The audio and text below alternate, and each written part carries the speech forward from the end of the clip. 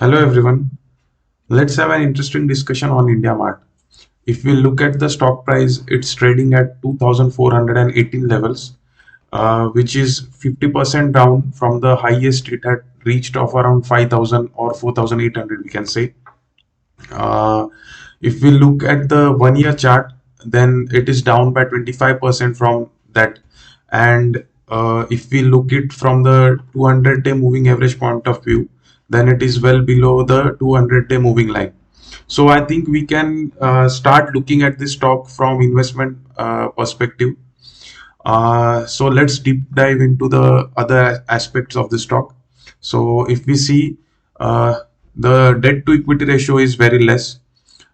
We can see the market capitalization is 14,900, that is around 15,000. Also, one another good point is the promoter holding is at 50%, we can say. If we look at the PE ratio, then that is also at 45. Now, if we compare to the average PE of the Nifty, it is quite high. The average Nifty PE is of around 22. But then, if we look at the this stock's average PE, how it traded earlier, it was around 100, and now presently it's at 45. So this also can be a good buying point if we look at the valuations point of view. The other main aspect is this is a B2B company. This is into e-commerce B2B space. So 60% of the market share is with this company. So it shows how well established this business is. If we see the last 4 quarters, it has performed well. So in March 23, it had 253 crores of business. In December, it did around 291 crores. And if we see the net profits, those are also good. In last 3 months, we can see it has given 95 crores, 83 and 93 crores of net profit for the last 3 quarters. Now, if we look at the profit and loss statement for the last 3 years, we can see the sales has gone up from 665 crores to around 1096 crores.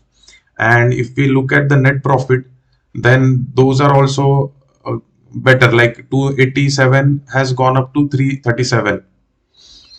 And also, if we look at the reserves, presently the reserves are at 11516, and the borrowings are very negligible of 48 crores. So on balance sheet point of view, also these stocks look good. Then if we see from the shareholding point of view, then promoter plus FII plus DI is around 82%.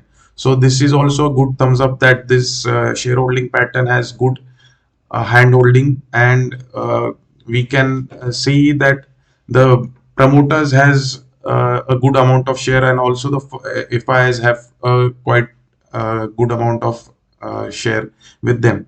So we can assume that this stock can do well in the near future if we look at the overall picture.